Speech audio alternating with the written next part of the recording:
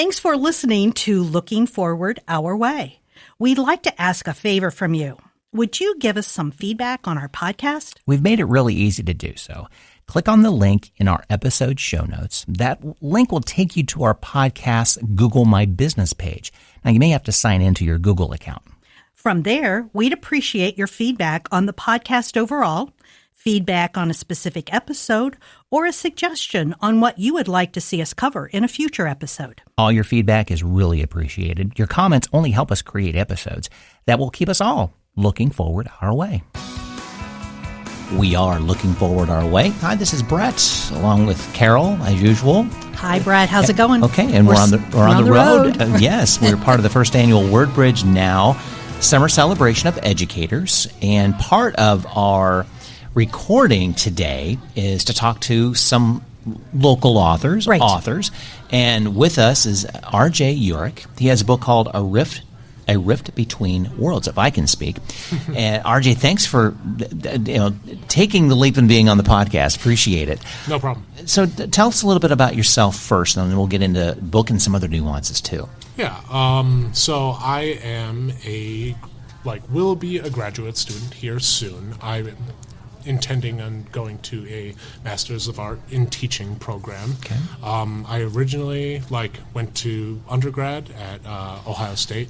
I got a business degree, and I worked for about a year, and I discovered pretty quickly on that wasn't something that I really wanted to do, and always had this idea about writing a book, and reading and writing has always been a passion of mine all throughout my life. And I decided to take a leap, decided to take a year, write a book, see where that takes me, what that process looks like, whether it's something that I would want to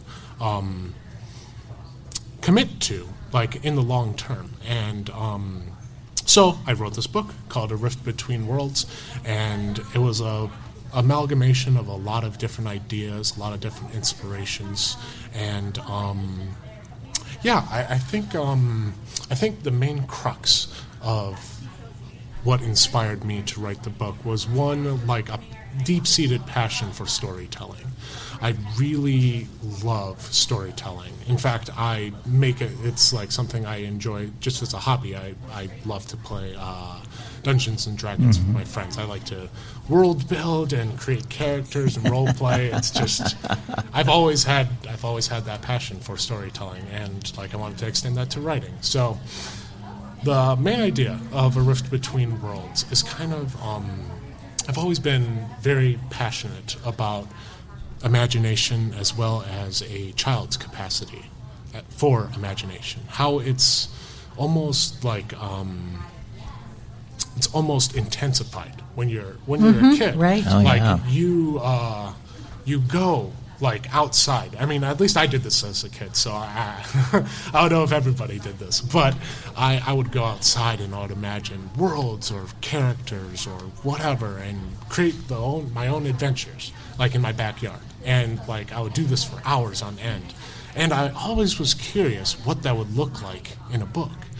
And this idea kind of germinated in my head for probably years, trying to figure out how it would fit within the confines of a book. And eventually I came up with this idea. What if there was this transition that you would go into your own imagined world, all of the different settings, all of the different things that you create, all of the different creatures, terrifying or otherwise, cute, whimsical, all of that. What would that look like in practice? And how would it be, as a creator of a world,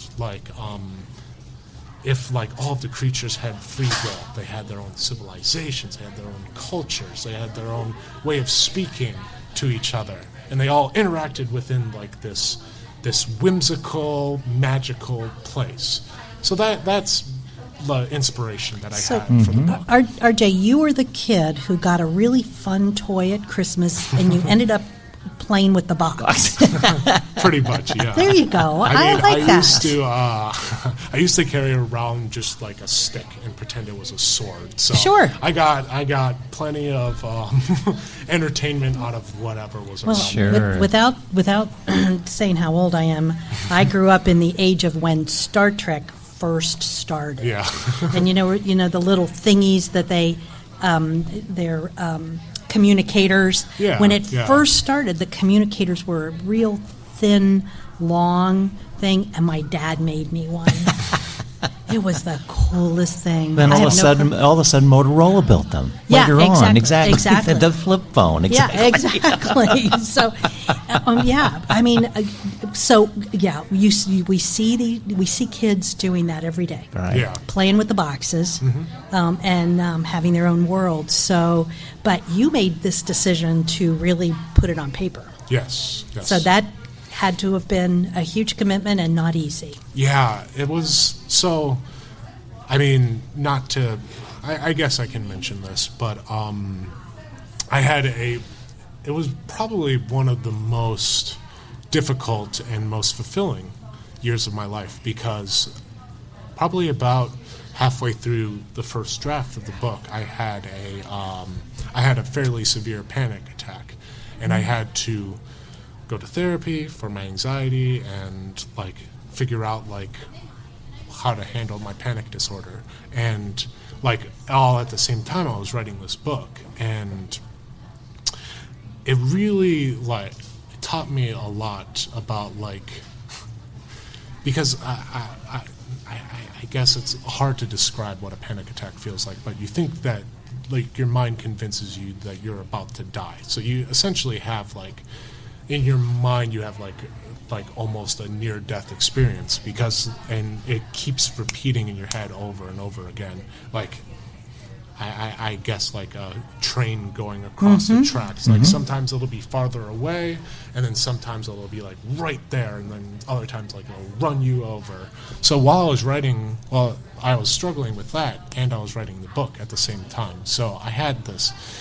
I was like stressed, and I was nervous about writing the book, but I gotta say, like by the time that I finished the draft, and when I first had this book in my hands for the first time, it was like I don't think I've like been more proud of an accomplishment in my Very life. cool. Because it was just like something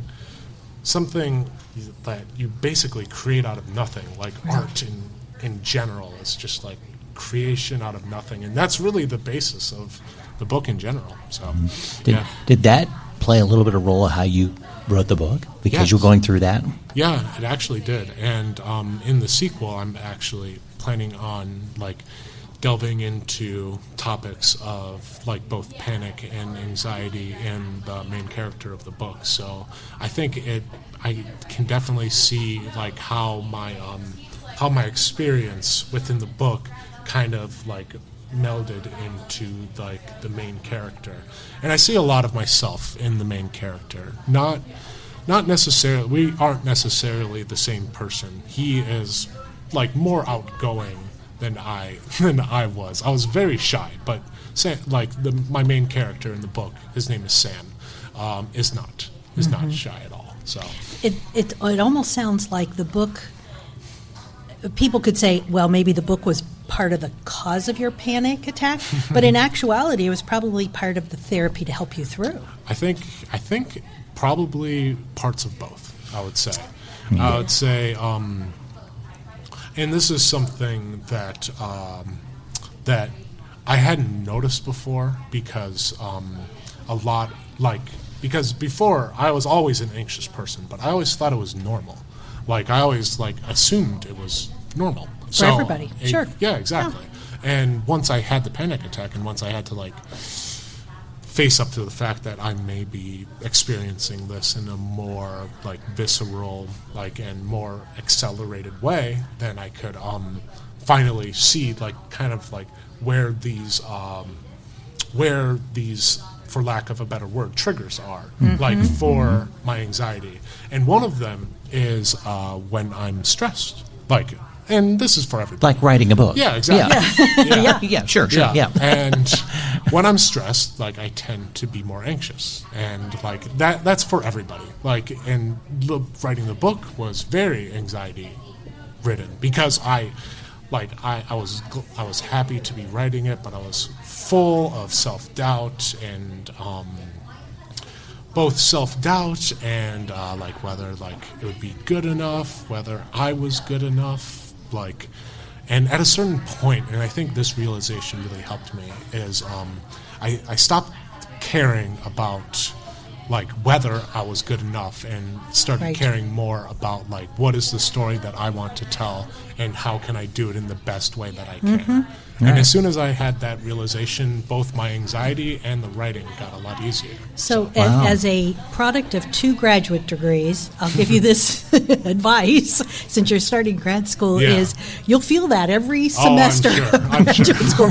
I can remember, and thank goodness when I was at Ohio State, we were still on quarters, but it was about the 7th weekend of every 10-week quarter that all of a sudden I would look at here is the pile of stuff I have to do in the next 3 weeks and get a hell of a headache. That was my panic. That was my reaction as a panic, was like, I can't do this in 3 weeks. And so, I take an aspirin, have a nap, and get up and start working. That was basically how you know. But it is, and we often go through those life circumstances where other people are judging us, and we know it. We know it's going to happen, and suddenly we start feeling that we can't measure up, even though we haven't really even reached the point for them to make that measure. And creating anything is almost like running through the streets naked. Oh, isn't that the truth? I mean, you're putting yourself out there completely. To be judged, to be liked, to be disliked, to just be scoffed, or to be truly loved for your work. I mean, I think we don't look at it that way as well, too. It's like, that was a great book. Oh, my gosh, you helped me get through that sort of thing. I think we negate those opportunities that could bring us to our lives by doing this stuff. I had an advisor tell me that really what you're doing up to the point of finishing, so up to the point of graduating with the degree, up to the point of actually having a draft of your book or your dissertation, whatever that is, think of that in terms of being like, your internship or your green card, and at the point of finishing is when then people will look and see whether your work is legitimate or not.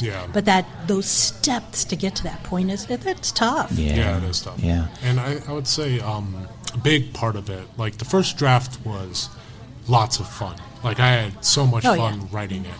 But this is something that I realized, and this is something that you don't really learn in high school, is that more than half of writing, like at least at the level of like a novel, is editing. Like your book, like going through it meticulously and finding the spots where it can be like trimmed down. And I feel like a lot of editing is like cutting the fat, cutting the extraneous bits. And I'm not saying like I'm perfect at it. I'm sure there's plenty of extraneous stuff in my book, and it's hard to like cut that stuff out. It's just but that part of it was probably the hardest part, was the editing. But it also made the book that much better. So and that's where really good creation is so important. We all have stories to tell, but we have to be able to tell them so other people understand. And that's where true good writing comes from, where true good art comes from, because it gets across to those other folks. Right. So you're through your process of understanding and knowing that we lose the art of imagination as we get older. What would be your advice to try to bring that back in as we get older? I am so glad that you asked that. I love this question, and I think it really comes down to is hobbies. And I know that sounds like fairly simple, but at least for me, like what has really like reignited my passion for like these creative arts is like the hobbies that I've created, whether that be writing or whether that be playing Dungeons and Dragons, whether that be like literally just like creating worlds, like, and drafting it out on a page. Like I think that part of us that can go out and like use our imagination as our own like sandbox outside, like that part will eventually fade. But I think the creative process is something that we can all still enjoy in our lives. It does take intention, though, because it is just as easy to, like, just consume content, like, and to, and there's nothing wrong with that. Like, I do it all the time. But if you want to reignite that, like, that passion, I feel like hobbies is, like, the right way to go. Like, whether that be painting or writing or board games or role-playing games or any number of different opportunities, like finding something that you enjoy and finding a hobby that goes with that, like, creative endeavor. Yeah. I think I absolutely am a big proponent of like hobbies, and like a lot of what inspired me to like reignite that creative passion was like a year and a half before I even started writing the book. Like Dungeons and Dragons, like really like reignited that drive to like create something, you know. And I gotta say, like, some of the coolest moments was just sharing stories with my friends. So, right. Yeah. I could see what you're talking about there. Why there's such an upsurge in audio drama in the podcasting world. Yeah. Tons and tons of fantastic audio dramas out there that I think that they're looking at it as somewhat of a hobby because they just want to get it out. Yeah. But I think they're also looking at it as, if we create something really good, this has an opportunity to catch fire, like writing a book. You know, like, you know. There's always that thought process in all of our heads. Whenever we create something, it's like, oh, what if this is like something special? You know, what if exactly? What if it could? Yeah.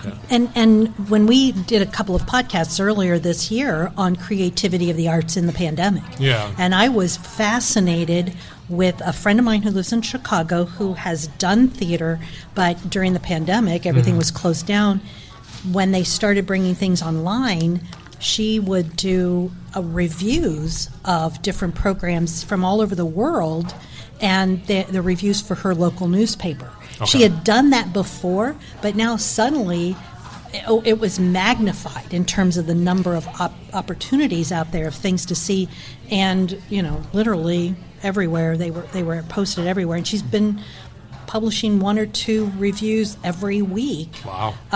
Since through the whole pandemic. So yeah, there's all of that opportunity to bring to life our ideas. Yeah. It sounds to me like your parents did a great job of allowing you to be creative, and I'm wondering if kids always have that opportunity to allow those little cells to go, as opposed to sitting in front of a TV or force them into sports just to get them busy, or the forced play groups or whatever. Just let the kids do what they want to do. I think it's interesting to me because I actually did a and this might be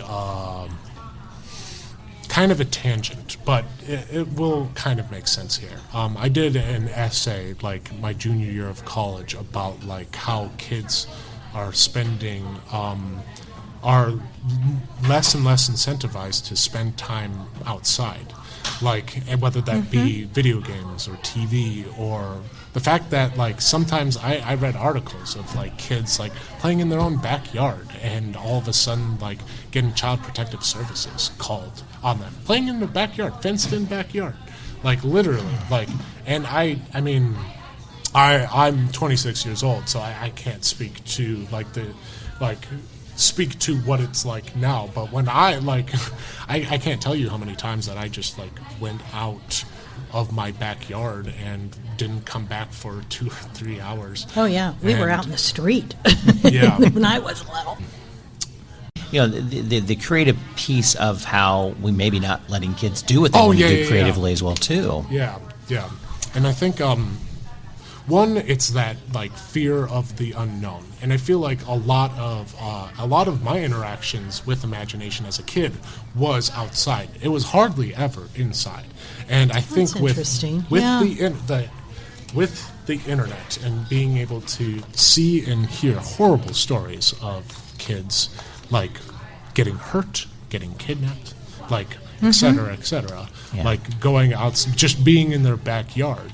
I think like that exposure has almost like paralyzed like parents in fear of like allowing kids to interact with outside. I think that's part of it. It's probably not the whole picture. Sure. We're lucky here in Ohio to have backyards. I mean, there are people who live in large cities who they don't even have a backyard is a street. Or the backyard is a little tiny patio or a little balcony or something. They may not even be at ground level. So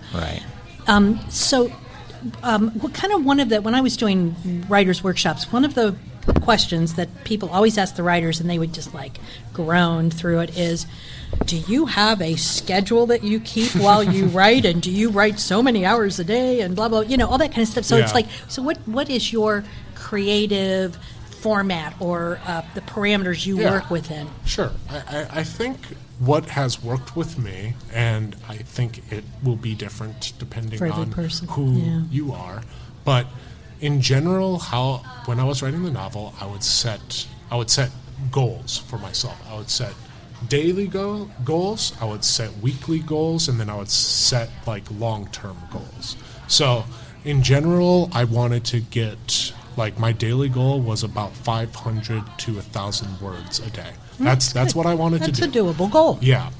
And that was like, some days were better, some days were worse, and then I always wanted to hit about 3,000 words a week.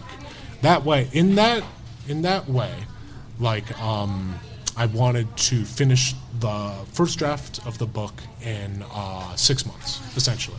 And that would allow me, like, with that schedule, to get to that point. However, the story got longer while I was writing it. Like, the necessity of the story, like, just wasn't going to cut it with that schedule that I had set in place already. So I had to push. I had the same daily goals, same weekly goals in mind, but I had to reevaluate my my long-term goal. And it took about 3 or so more months to get it like completely, to get the first draft completely finished. But this is what worked for me, and this is like what's always worked for me when I'm thinking of like either writing a book or doing anything. Is this whole thing, like a whole book, is daunting. Like, it is terrifying. Like, whether that be like a 5-page paper or like a 300-page book. Like, when you first start, it is like, how am I going to get this done?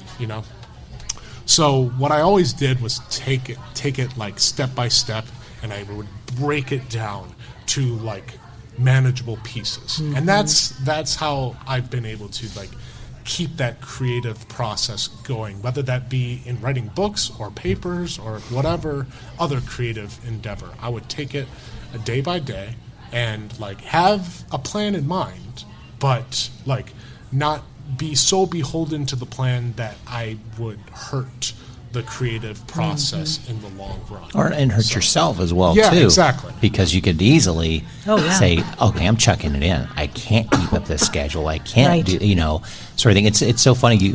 I've heard this before, too, that, the regimen brings out creativity, or it seems so weird that we can not confine creativity, that we have to put creativity in a regimen, otherwise it doesn't get done. Isn't that funny? It's true. It's kind of a dichotomy. Isn't that why all of our English teachers tell us to write an outline? Yeah, that's true. And when Brett and I are doing podcasting, if I don't come in with a set of questions, we're never really sure where it's going to go in the conversation. But at least it's a guideline of where we might go. This might be one of our first episodes that we actually don't have one, and we're winging it, and we're doing great. We are. But we had, we did. We sort of had a path. We had a path. We had a path. Yeah. We didn't have questions. We had a path. So when you're looking at your day to day, writing the words through 500 words or so, how is that a whole day, half day, or just however long it took? So So I usually would figure out. So I had a very specific schedule when I was writing. So I would wake up and I would read at first. I would read for like about an hour just to get my mind in. Get my mind in that space, in that creative space. And then what I would do is I would set aside about an hour and a half to 2 hours, and I would write. Not all the time would I get words on paper, but I would be thinking about my story the whole time. Sometimes I would reread through old parts. Sometimes I would edit, and I would take my time. But at the end of the day, I at least wanted to get those 500 words in. Sometimes I would have gangbuster days, and I would be like 2,000 words a day, and those would be great days.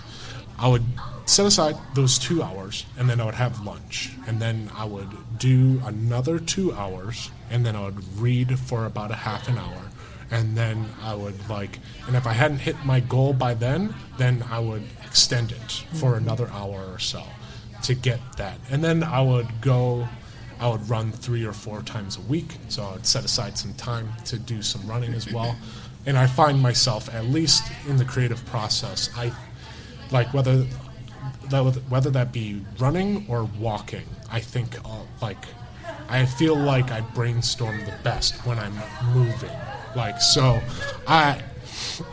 It wasn't exactly a set schedule. I would say that I would probably be writing about 4 to 6 hours a day. And I would do that 5 times a week, and then the rest of the time would be either spent, and then I'd probably say about 2 or so hours would be spent on either reading to learn from other people, other writers, or editing out, outlining, thinking about the book itself. So I really tried to structure it like a full-time job. That was what I wanted to do. But now that I'm in school, I've had to find little times to get my writing in. So. The writers that I all talked to, though, over the years of doing the workshops, they all said the same thing. It doesn't matter what the schedule is. If you don't sit down and write, it's not going to get done. Yeah. Right. You have to do it. Exactly. And you got to find what works for you. And I think there's one of my favorite authors. His name is Brandon Sanderson. Fantastic fantasy author.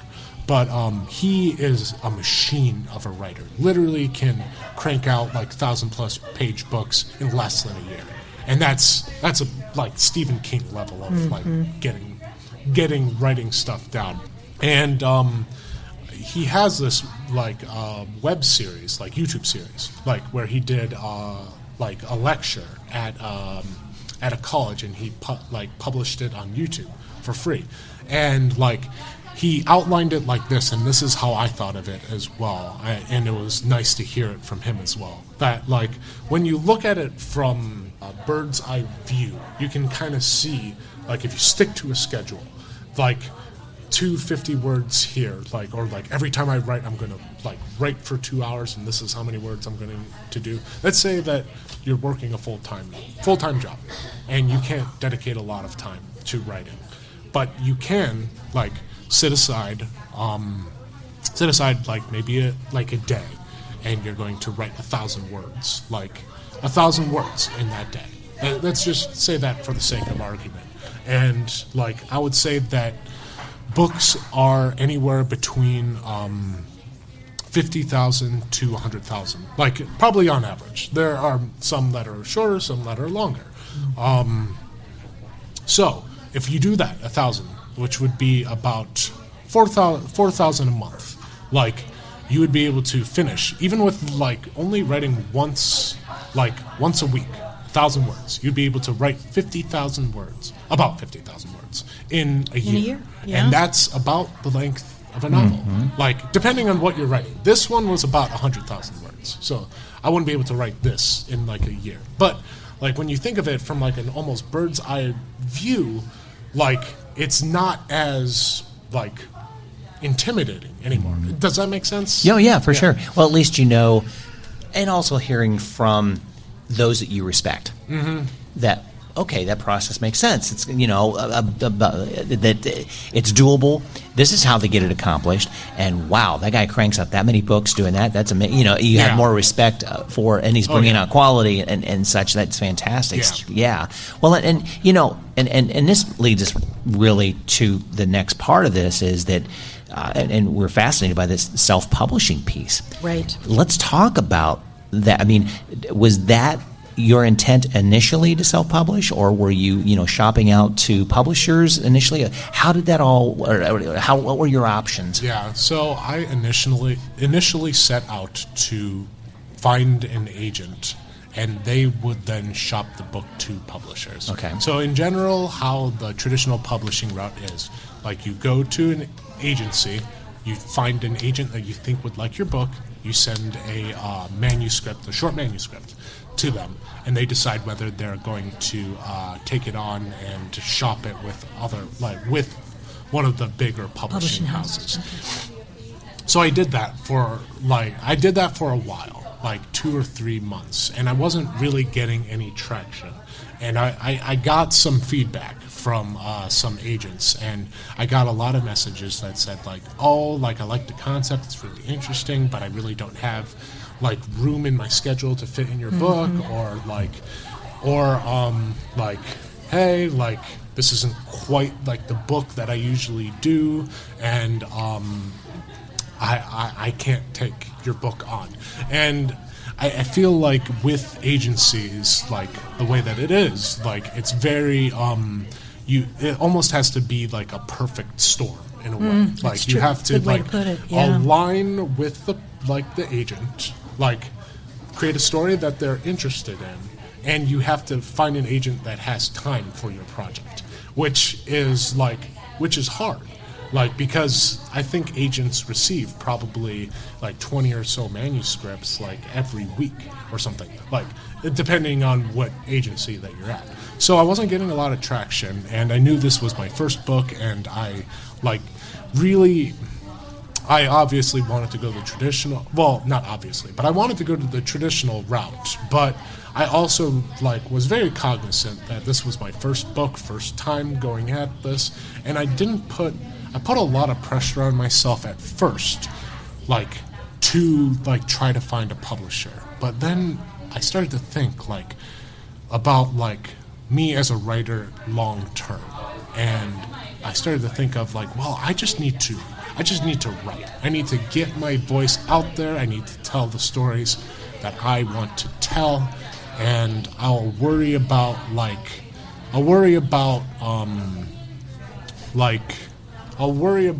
all of that stuff later. I just wanted to be a better writer. So I was I'm gonna do self-publishing. And this is no knack on self-publishing. I think self-publishing is great. I think it is fantastic. For a lot of people, I mean, there is just a veritable smorgasbord of a bunch of different novels that you can do. But the process itself was there's essentially 2 different ways that you can self-publish. You can either go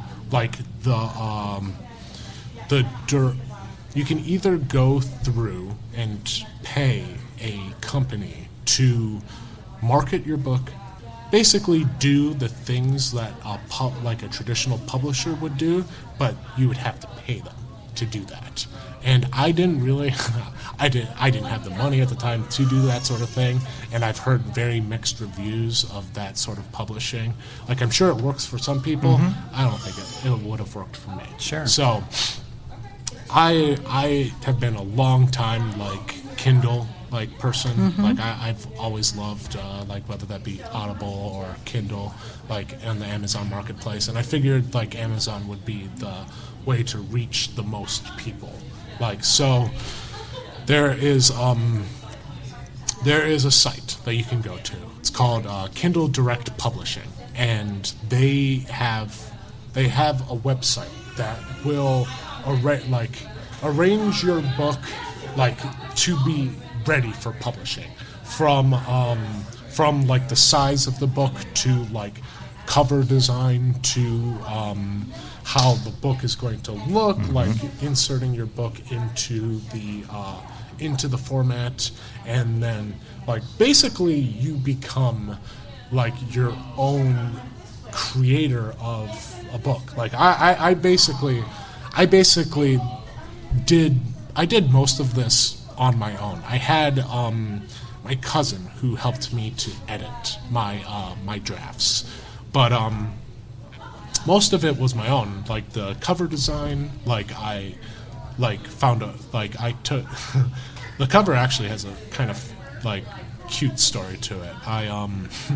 When I was first starting to conceive this book, I decided like to go on like a hiking trip on my own, just to kind of like jot down some inspiration and to jot down like an outline and stuff. And I took this picture, and I loved this idea of, especially with like the muted colors of the forest, and then kind of like the contrast of the very bright and vibrant colors that really fit within like the narrative of the whimsical world.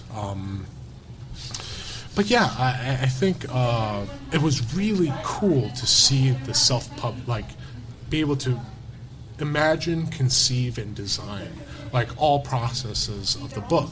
So you would do that, you would submit it all, and within like 2 or 3 days, it would be ready to be published. Wow, that fast. Yeah, it was. It's kind of crazy, like how fast the turnover is. Yeah.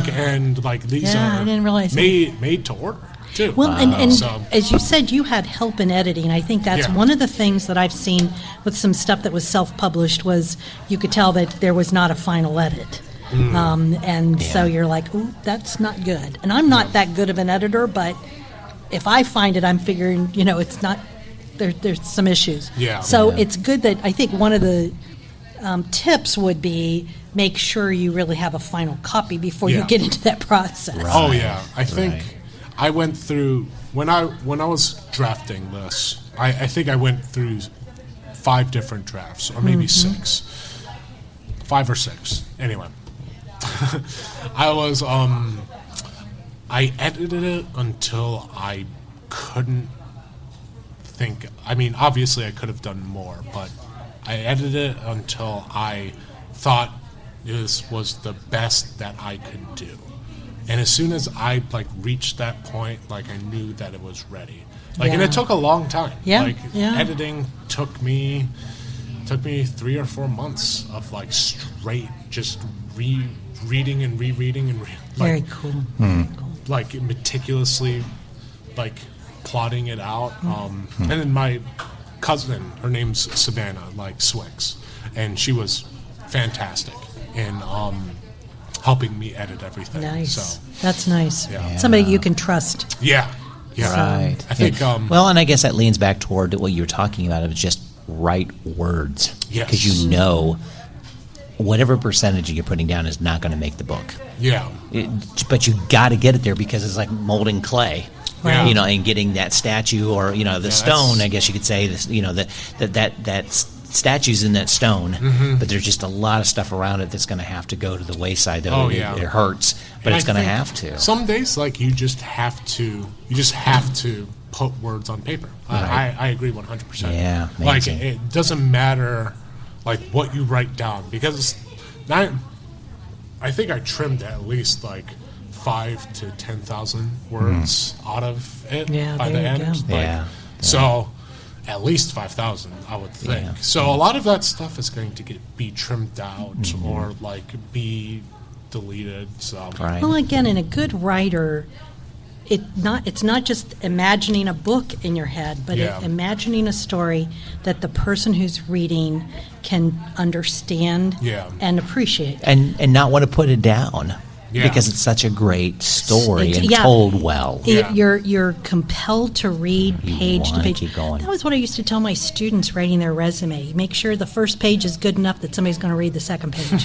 So there you go. So it sounds like there are a lot of pros and cons to self-publishing as well as going to the big houses. And people don't realize how limited the big houses are. Yeah. I mean, they only have so many slots that they are willing, and a lot of times those slots are filled years in advance. Yeah, I think the reason why we're seeing such a boom in self-publishing is one, the internet. Like, it makes it a lot easier to like get your like content, like whether that be writing or videos or whatever, or podcasts for that matter, out to the public.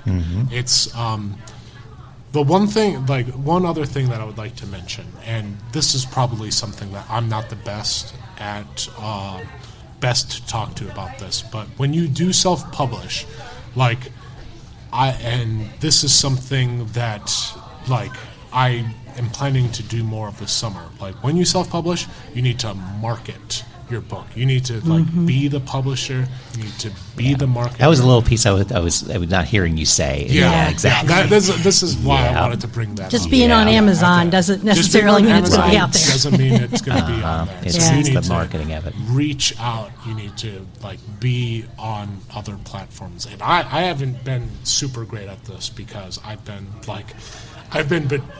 with COVID and this book was published right around COVID was starting to ramp up. Not exactly able to do any signings there. No, can you? yeah, exactly. So, But do you have a website? I do not. Okay. I do need to get one though. So the one place that people can buy your book is going on to Amazon and doing a search. Going to Amazon. And it's A Rift Between Worlds. The last time that I checked, it was the first hit when you got there. Cool. But it's by RJ Jurek, Jurek. Excellent. Well, great. Well, thank you for telling us about Yeah. your book. Obviously, and you said something about you're working on a next one, so be on the lookout for that as well, too. That's great. I Good. intend on, like, I'm already partially through the first draft. I want to get a good sizable chunk of it done by the end of the summer before I start grad school. Good. So, Well, good. Well, good luck with that. And good luck in grad school, too. Yeah, thank you. There you go. Yeah. Well, good. Thanks again. And all the information about the book, we'll put links in to get the book, take a look Yeah, at it, that'd be we'll put it in the podcast and the show notes, and also hopefully our listeners can take a few notes if they've, as they say, everybody's got a book in them. Between really take a look at self-publishing. Exactly. It may be the route to go, and may help you. Jump over that hurdle to get it done, knowing that I'll write the book. I'm going to self-publish. Just do Exactly. it. Yeah, that's great. Yeah. Well, thanks again. Appreciate it. yeah, It no was problem. nice to meet you. I appreciate the time. I really do.